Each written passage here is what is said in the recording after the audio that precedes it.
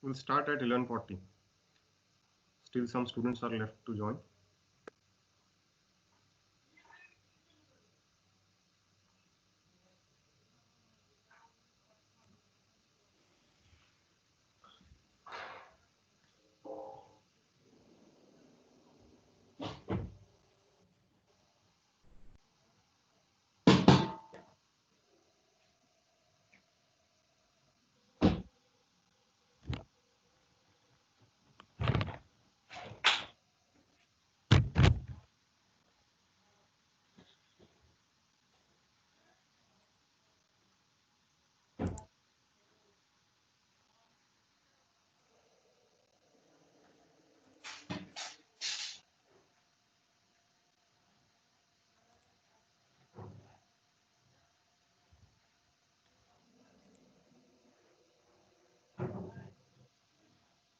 Okay, let's get started. Hello and good morning, everybody. So welcome in the first lecture series of Design of Steel Structure. I think everybody's present. 43 students are present. Is my screen visible to you? PowerPoint screen? Yes, sir, visible. Okay. Is it Smitish? Yes, sir. Okay. Shall we start? 43 students are there. Okay. So first I'll explain how we are going to start with. First, everybody will join with muted mics and videos so that my video and audio will be clear to you. Second thing, the presentee will be taken, and in that your joining time and exit time both are noted. So be present throughout the lecture. In the lecture, I will either take the live lecture or the recorded lecture. So if you have any doubt, you can raise the hands. If you raise the hand, I will stop there and I will clear your doubts. I hope everybody understood the process. Now let us get started with the subject.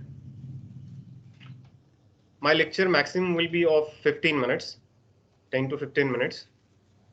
That will be the optimum time for web-based delivery.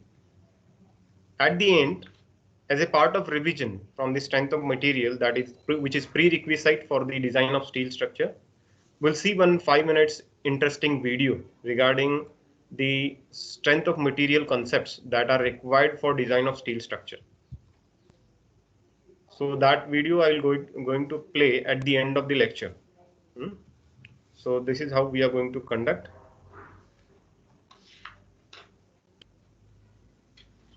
Okay, so this is the first slide, design of steel structure. First, this is the structure, that is teaching scheme and evaluation scheme for design of steel structure. Before starting, I'll make sure. Smitesh, is it visible and audible? Yes, sir. Visible also and audible also. Okay, thank you. So as a part of teaching scheme, we are going to conduct 4 theory lectures per week. And in evaluation, we have the SE1 25 marks, SE2 25 marks, and SEE 50 marks. Just like your strength of material that we have already done. And for this semester especially, your SE1 or SE2 both maybe or will be taken online because of this pandemic. Okay, let us start with this subject. The title is Design of Steel Structures. For just your understanding, I have listed here some popular steel structures. That is, first is Howrah Bridge in India. Second one is a Petronas Tower in Malaysia. And third one is Golden Gate Bridge in US. I think you might have heard about this. So all these are the steel structures. And next is design. What is mean by design? The design concept you have heard first time here. This is the first subject you are going to study in civil engineering degree, that is design. You are going to study many other subjects like design of reinforced concrete structures, etc. So from this is the first. So I will explain what is design first. So design is majorly a science, but it is also a art, because in design, first step you have to select a proper structural system. For a particular requirement, you can go for different types of these systems. From that, you have to select a particular system. For example, here in first Howrah Bridge in India, you can see this is a steel structure. So for the bridge deck also, and for supporting the whole system, the steel structure is used. Okay, you have seen already different concrete bridges also. So which type of system to adopt, that is your choice. So that is an art also. In design, first we are assuming certain dimensions of the structural members, and then we are calculating their dimensions. Then we are having check for deflection, check for bending, etc., etc. And after that, if it is fails, we are going to revise the section, revise section dimensions. This is how we are ending up the design process. So it is an art also. So this is called a design. So in design specifically, we are proportioning the different dimensions of the members, structural members. Okay. So in this course, we are going to design the steel structures just like this. Majorly, we are going to deal with the building structure. Okay. So next, the reference books for the subject I recommend is the Steel Structure Design and Practice by N. Subramaniam first, and second one is Design of Steel Structure by S.K. Duggal. Both books are very popular and very interesting. Specifically, I am using the N. Subramaniam. S.K. Duggal is also very popular. In our library, we already done the purchase, completed the purchase of this both books, so that it is available to you. In the syllabus, many other books are also mentioned that you can refer. Also, very good material is available from IIT Kharagpur. Okay, in addition to the books, we need some Indian standard codes and Indian standard steel table. So in the Indian standard code, majorly we need IS 800 2007. Please note here, we need IS 800 2007 revision, because 2007 is based on the limit state.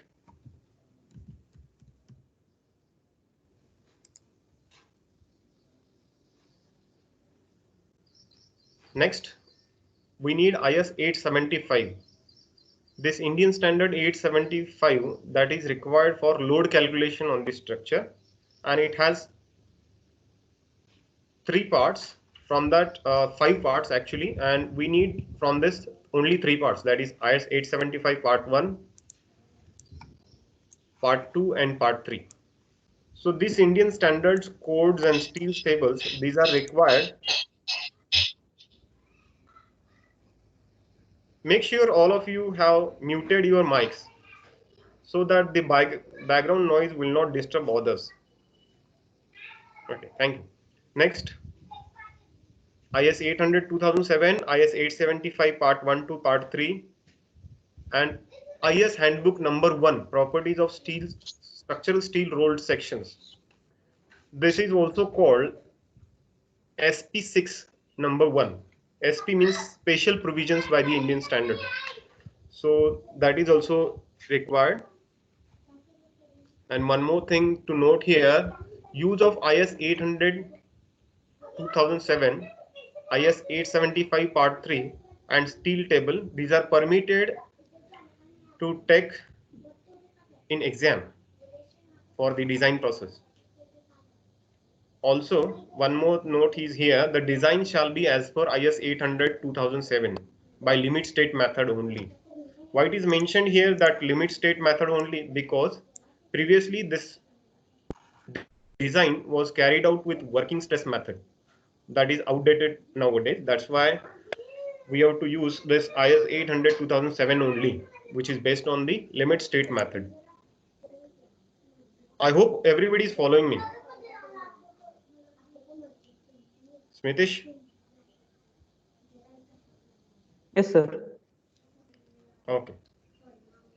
So next, we'll take one's overall syllabus. First, unit number 1. In this, we are going to study the introduction to design of steel structure, design philosophies, comparison of LSM and WSM.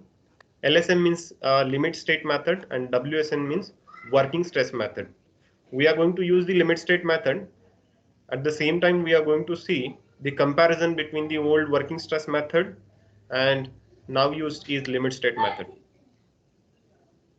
We'll also see the advantage and disadvantage of steel structure, types of steel structures, grades of structural steel that we are going to use in the design,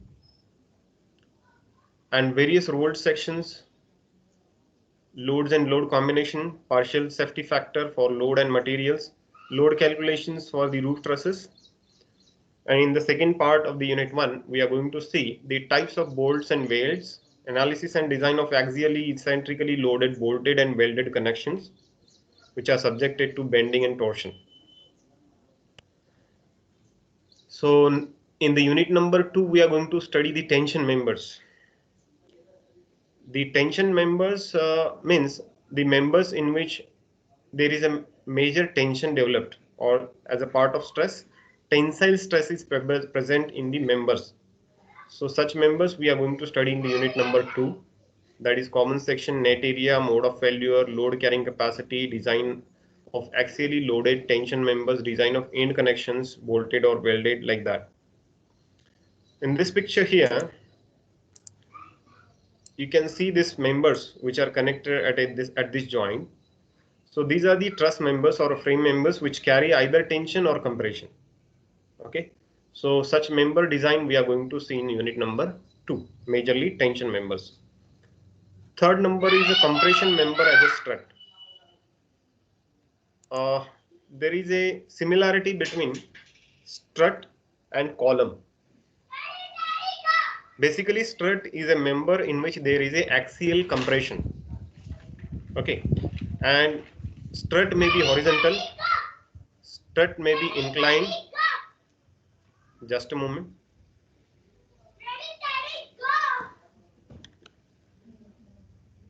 Okay, let us start. So strut may be horizontal, may be inclined, or when the strut is vertical, we can call it as a column. So column is a particular case of the strut. So in the unit number 3, we are going to see the compression members as a strut. Okay, in that we will see the common sections, economical sections, effective length, slenderness ratio, mode of failure, classification of cross-sectional section, behavior of compression member, load carrying capacity, design of compression members, etc. So here in the last sketch you will see the vertical member that we are calling always as a column, horizontal member which carries the load perpendicular to its axis is beam, and third one here the inclined member which carries the compression strut. Okay, so this is the inclined member which is called as a strut. Also in the first section and second section we are going to deal with the bolted connections, like this, and the welding connections. I think all of you know what is welding. Okay. Next one, unit number 4, in that we are going to specifically deal with the columns. Design of columns subjected to axial and eccentrically loading, design of lacing, battening systems, column splices, and the second part we are going to see the column bases. In that, design of slab bases, gusseted bases, subjected to axial and eccentrical loaded, and design of concrete pedestal. So in the first sketch, you can see here the vertical member which carries the load of the beams connected to it is called the column. So that in unit number 4, we are going to see the design of column. Okay. Unit number 5 deals with the beams, just like previous. The horizontal members you can see here. The horizontal members are called beam, which carries the load across its axis. So in the unit number 5, we are going to see the types of sections, behavior of a beam in a flexure, design of laterally supported, unsupported beams and built-up beams using flanges, plates, curtailment of flange plates, check for deflection, shear, web buckling and web coupling, secondary and main beam arrangement, beam to beam connection, etc. And lastly, the gantry girder. The last unit will be based on gantry girder. I think you might be heard a gantry girder is used in the industries to lift the heavy weights.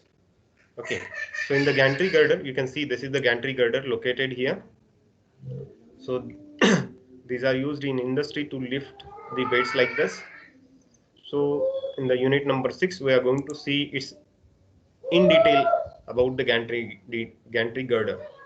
So what is gantry girder, how it is designed, the detailed process we are going to discuss in the last unit.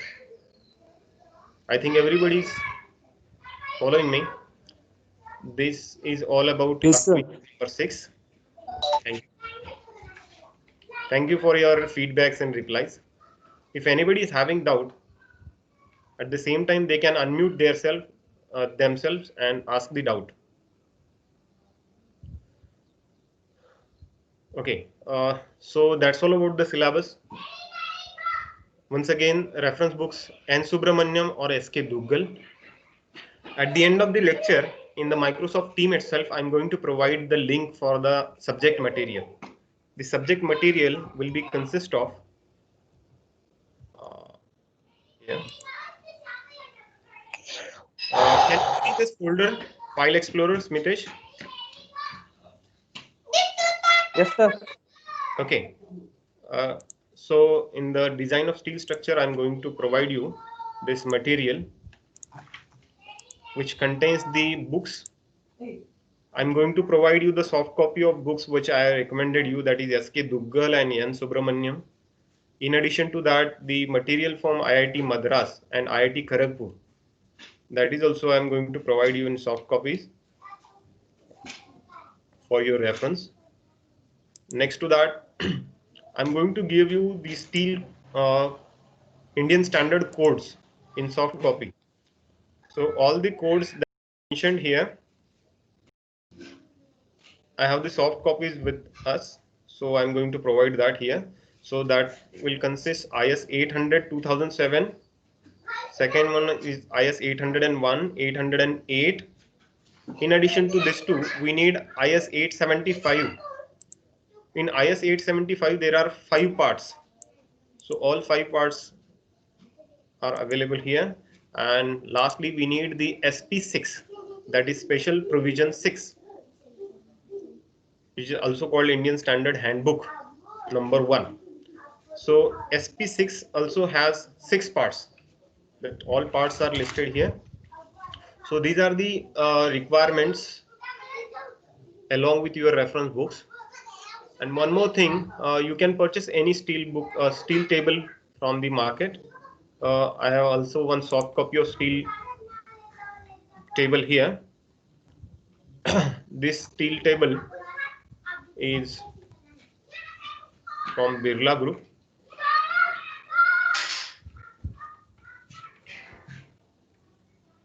You might think why we need all this. this Indian standard codes and steel tables, special provisions, all these are required for design. When you are designing a particular member, you need all this. Okay. So already I am going to give you all the soft copies. Later on, we'll discuss how to get the hard copies of this in standard codes. Already many of these codes are available in department in hard copies. You can Xerox it. Or later on we will purchase that from the office of the Indian Standard Code. Okay, that's all about the steel codes and books that I'm going to give you. In addition to that, in the link, the lectures from IIT Kharagpur are available. You can see that also. And course plan for DSS is available. Syllabus is also available. And whatever the PowerPoints I'm displaying here, all PowerPoints will be also available in your link. So this link I'm going to provide at the end of lecture. I hope everything is following me.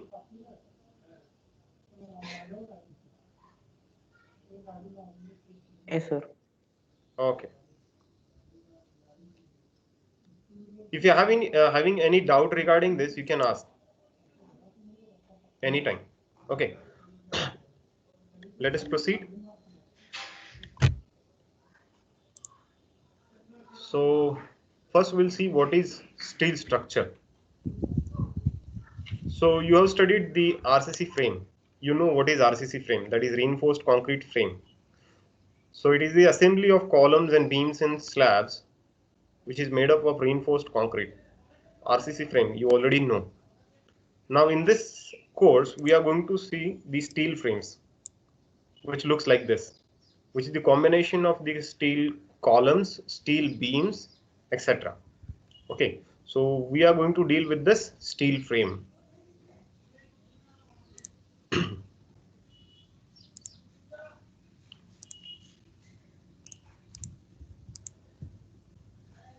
Next, starting with the steel, the 90% of steel manufactured will be a carbon steel. Although there are different types of the steels like alloy steel, stainless steel, tool steel. This classification is based on the material composition, what is added to the steel in addition to the iron, that defines its category. So we are dealing with the carbon steel. Whatever steel we are using is the carbon steel. Okay. In addition to that, there is a alloy steel which is having in it the nickel, copper, chromium, and or aluminium. Third one is a stainless steel. You know this, which contains 10 to 20% of chromium. And the last one is a tool steel, which contains tungsten, molybdenum, cobalt, and vanadium.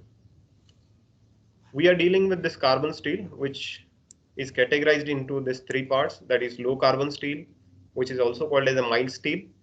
Second one is a medium carbon steel, and third one is a high carbon steel.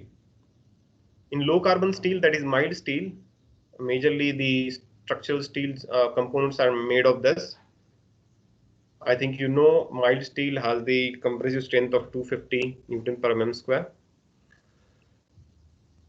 which is having 0.3% of carbon. So from low carbon to high carbon steel, the percentage varies like this. For low carbon 0.3, for medium carbon steel it is 0.3 to 0.6, and for high carbon steel the carbon percentage is more than 0.6%.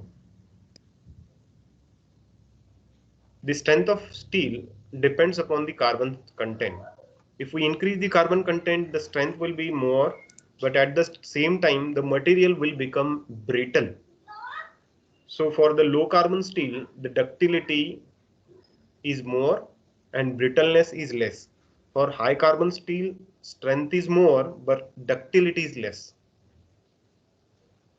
Or for high carbon steel, the material is more brittle as compared to low carbon steel. I think all of you know what is ductility.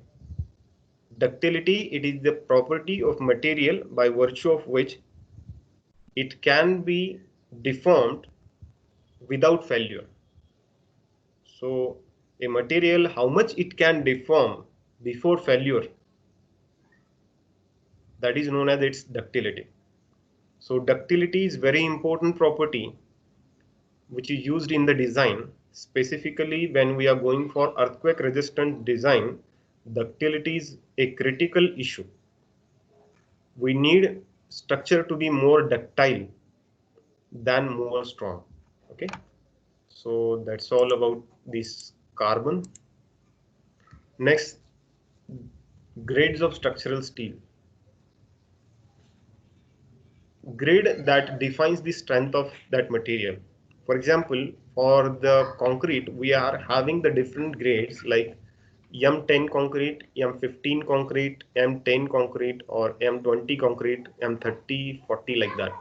So that what that M20 signifies, that M20 signifies this concrete is having a compressive strength of 20 Newton per mm square at the age of 28 days curing.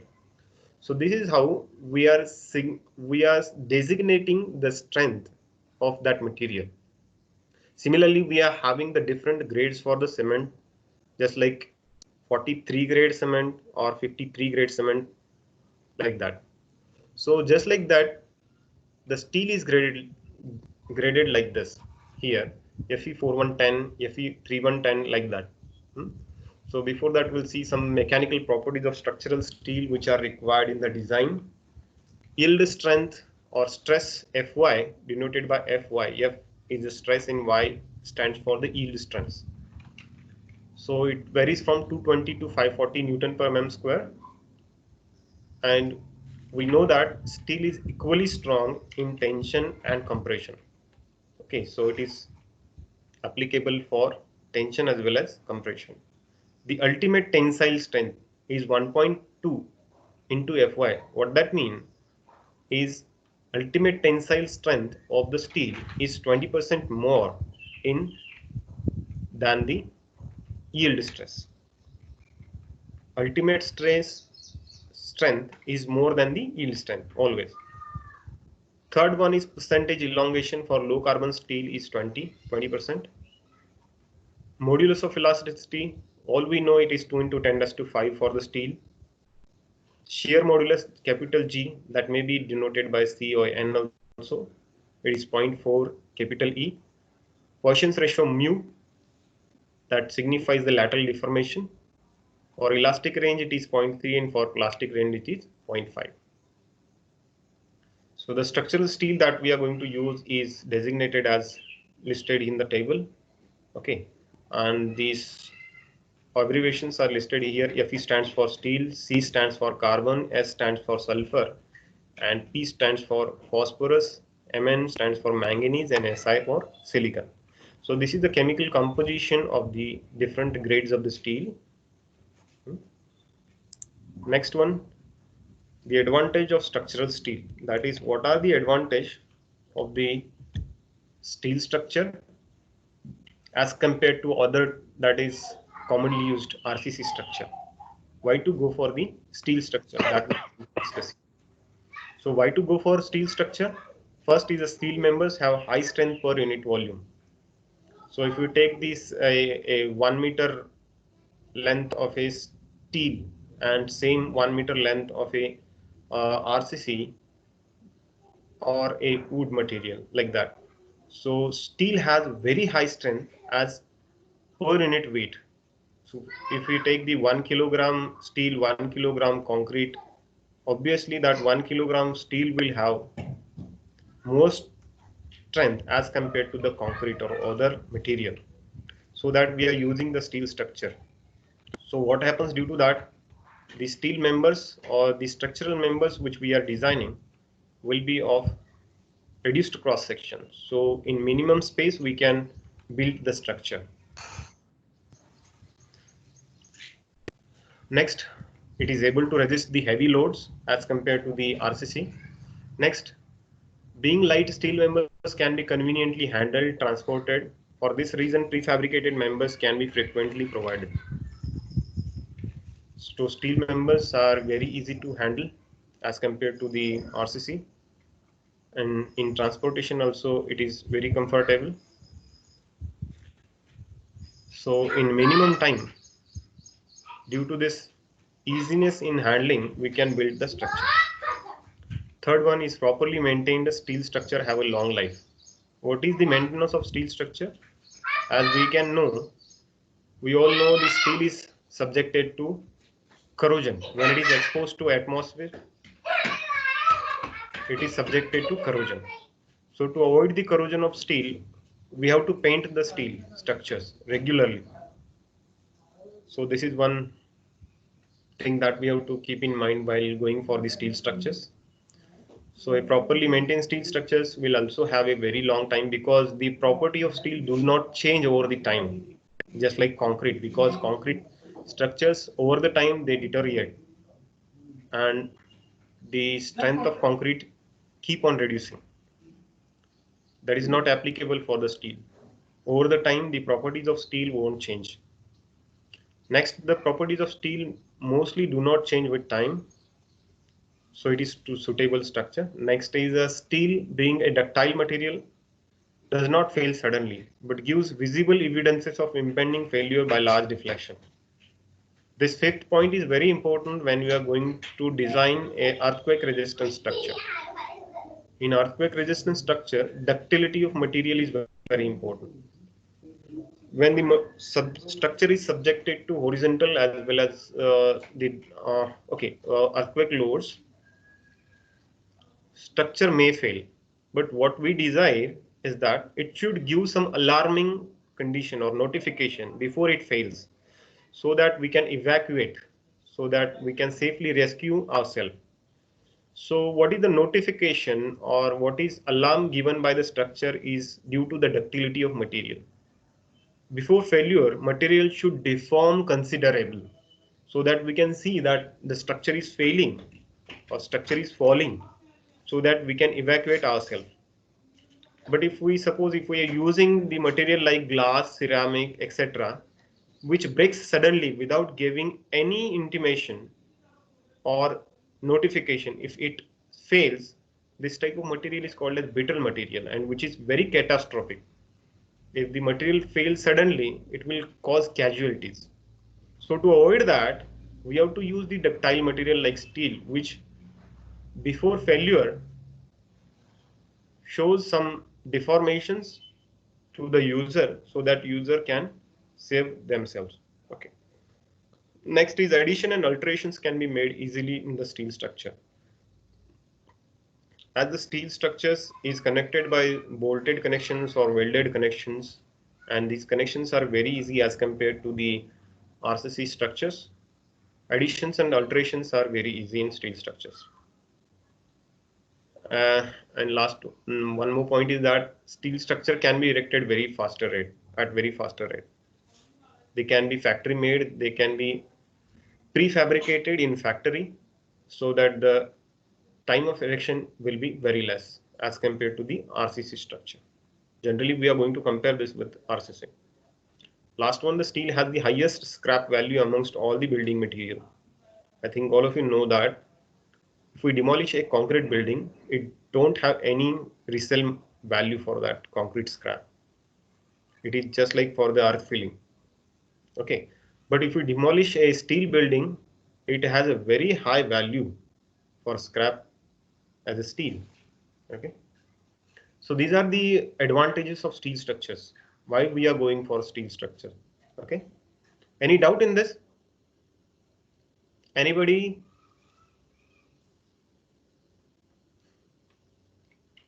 Any doubt?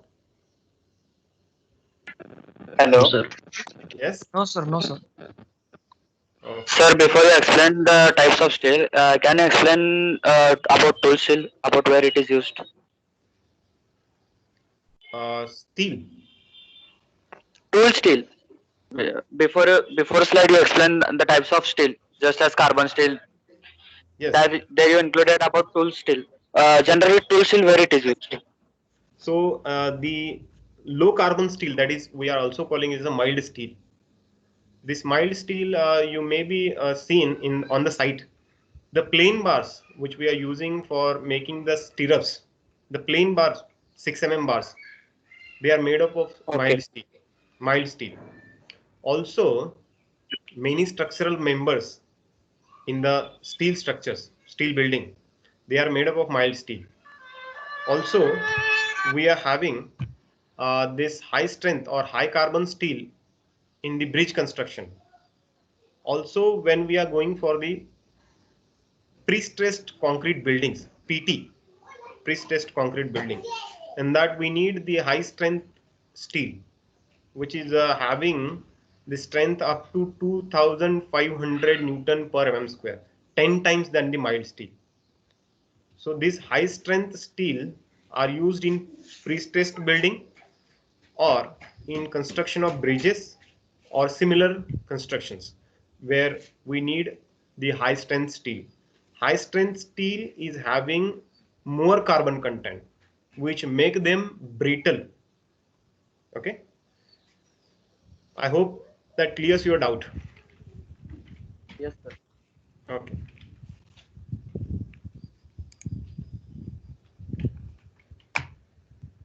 Next, we'll see the disadvantage of steel structure. As first, steel structures when placed in exposed condition are subjected to corrosion. As we have discussed just now, they are subjected to corrosion when exposed to the atmospheric conditions. So frequently painting is required. This is one disadvantage. Okay, and one more is steel structure need fireproof treatment, which increases the cost. Steel structure will be better in fire resistance only if we treat them properly. There are different treatments available for making them fireproof. Otherwise, steel will be very much subjected to fire failure, because when steel structure catches the fire, it will lose its strength by up to 60 to 70%. So that will be a catastrophic failure. So in case of fire, the steel structures are more vulnerable than the RCC even. Okay, so these are the some disadvantages of the steel structure. So what are the types of steel structures that we are going to deal with? What are the different types that we are going to see? First is the tension and compression members. So you can see the structures here. The first structure is a roof structure, roof truss, in that the tie members are carrying the tension, and the rafters at the top, they will carry the compression. Okay, similarly, for the suspended building like this, the suspenders will carry the tension. For third here, the sag rod which is provided in between two purlins in the roof, the sag rod which is provided to avoid the sagging of the purlins, the sag rod will carry the tension. Also, when we are discussing the cable stayed bridges or suspension bridges, in that the members are mainly the tension members, because the major load is carried by the tension. Also, when we are providing the bracing for the buildings, that bracing also subjected to sometime tension or sometime compression depending upon the loading. Next,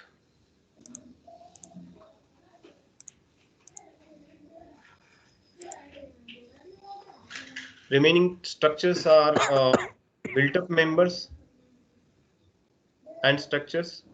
Built up members means what? Actually, the rolled section members which are available in Indian standard codes, they are available up to certain depth or certain dimensions. But if your structure is very large and carrying heavy loads that requires the very large dimension members, in that case they are not available ready-made. We have to prepare that members, we have to build them. So in this sketch here, you can see the members which is built up here at the bottom. So these I sections, they are not rolled sections or prefabricated in the factory. They have to build up depending upon our requirement. So here you can see the built up sections, built up girder or box girder, which is built by using a plate, angle sections, etc. So built up sections are like this. These are used when the structure is having very high loads and the rolled sections are not suitable. So here you can see the at the end the heavy bridge section.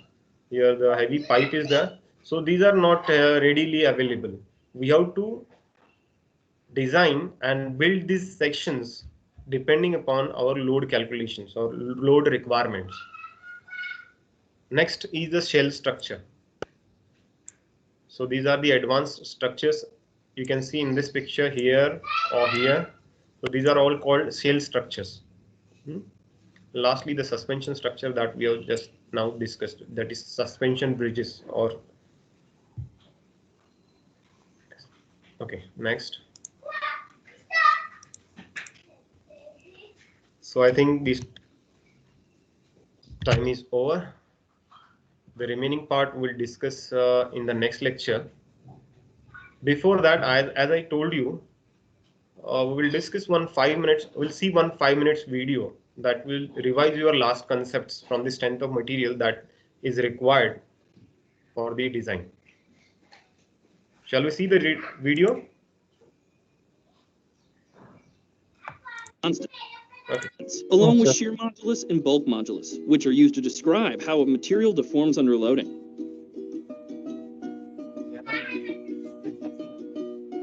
Let's introduce Young's modulus using the tensile test. The tensile test is a very common mechanical test, which takes a test and stretches it along its length.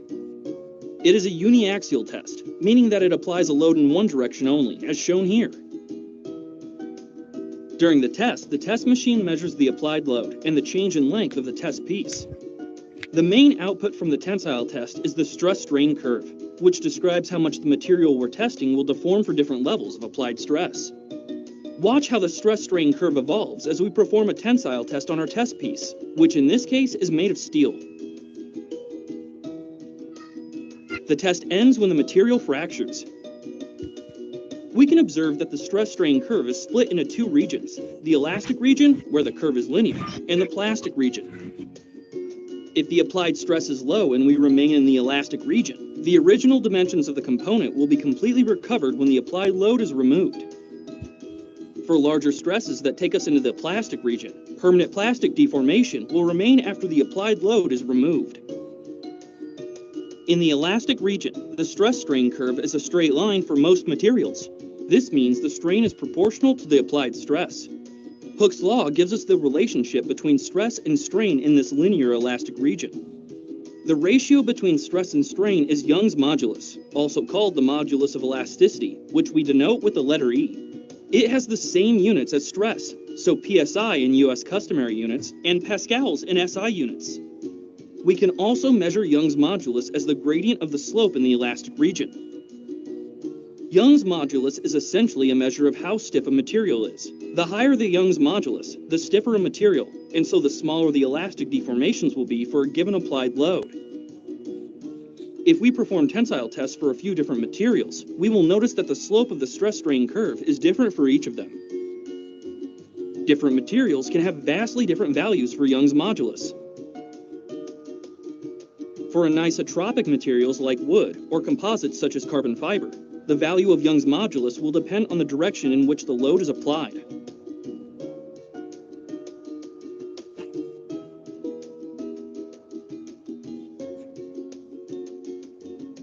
This graph shows the range of typical Young's modulus values for polymers, metals, and ceramics. In general, ceramics have higher values of Young's modulus, metals have slightly lower values, and polymers have much lower values. Why is Young's modulus different for different materials?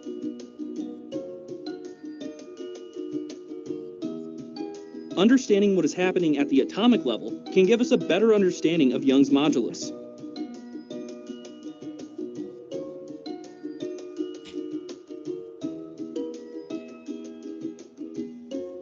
On an atomic level, a material's Young's modulus is closely related to the strength of the bonds between its atoms. We can imagine these interatomic bonds as tiny springs connecting adjacent atoms. Elastic strain is the result of an increase in spacing between the atoms of the material and is resisted by the strength of the interatomic bonds, or the stiffness of the little springs in our model. This is very different to the mechanism behind plastic deformation, which involves rearrangement of the position of the atoms.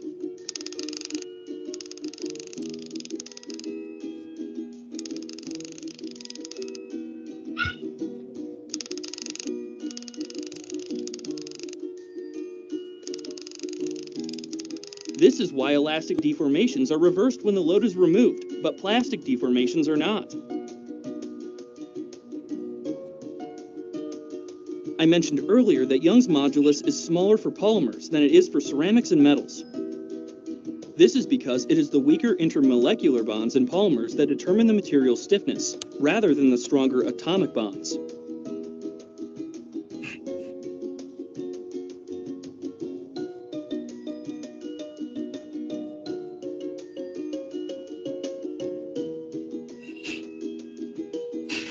Looking at things on the atomic level can also help explain why differences in Young's modulus for alloyed metals tend to be small. Let's take the example of carbon steel. Mild steel and high carbon steel have quite different mechanical properties. Their yield strengths, for example, are very different, and yet they have very similar Young's modulus values, which at first glance might seem surprising. We can explain it using our interatomic bonds model. Mild steel has a carbon content of up to 0.25%, and high carbon steels can have a carbon content of up to 0.95%. Adding such a small number of additional carbon atoms to the existing iron atoms isn't enough to significantly affect the overall resistance to increasing the spacing between atoms. And so the Young's modulus is very similar for mild steel and for high carbon steel, despite some of their other mechanical properties being very different. Why is Young's modulus important? Young's modulus is a crucially important material property when it comes to engineering. In engineering design, a common objective for many different applications is to keep elastic deformations as small as possible, which means that Young's modulus is a key parameter that needs to be considered in the material selection process. Take the example of a bridge. If we construct a bridge from a material with a low Young's modulus, it will deflect a large amount when something crosses it, which is probably not the desired response. Selecting a high stiffness material would ensure that elastic deformations remain small for large loads. That concludes this brief introduction to Young's modulus. If you have any interesting facts about Young's modulus, let me know in the comments, and stay tuned for more videos.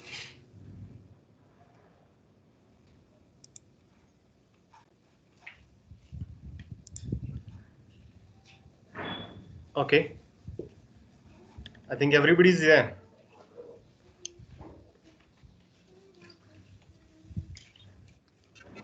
That's all about the today's lecture. So next part we'll discuss in the coming lectures. Any doubt in this throughout the content? Amrut Mane, you can unmute yourself. Any doubt?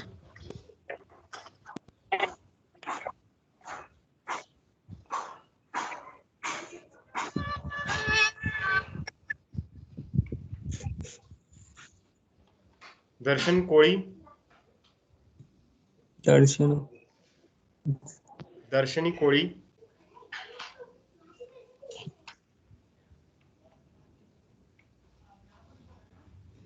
Krishna Daima. No, sir. So you are present. Yes, sir. Kshitij Shitole. I'm checking who is present.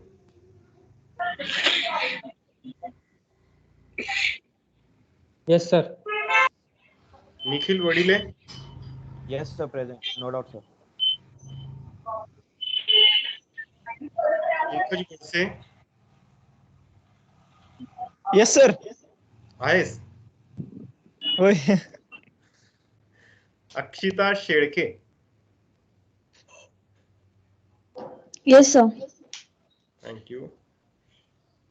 Adil Dar. Present, sir. Yes, you are present. Yes, sir. Network is present. Yes, sir. Yes, sir. Sarada.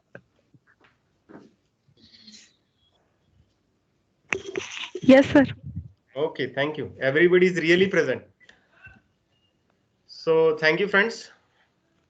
We'll see you in next lecture. So the process is like this. Everybody should hang up on their own. At the end, I will hang up.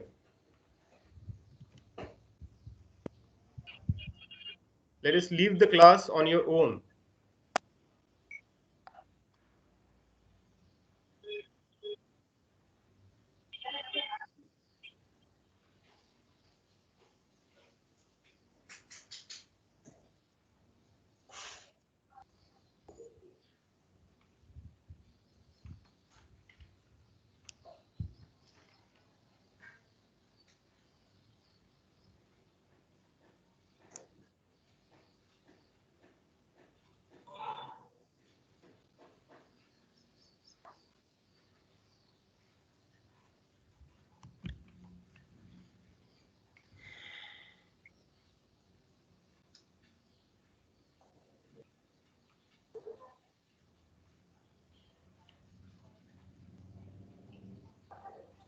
आपल्या प्लॅनची वैधता लवकरच समाप्त होणार आहे. अखंडित सेवा उपभोगण्याकरिता त्वरित recharge करा.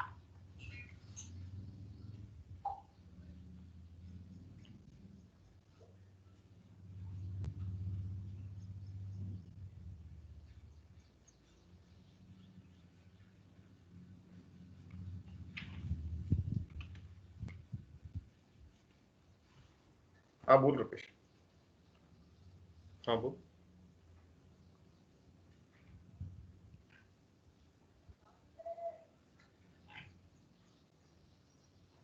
मोबाईलवर ऍप्लिकेशन घेऊन त्यातून लॉग इन कर ना.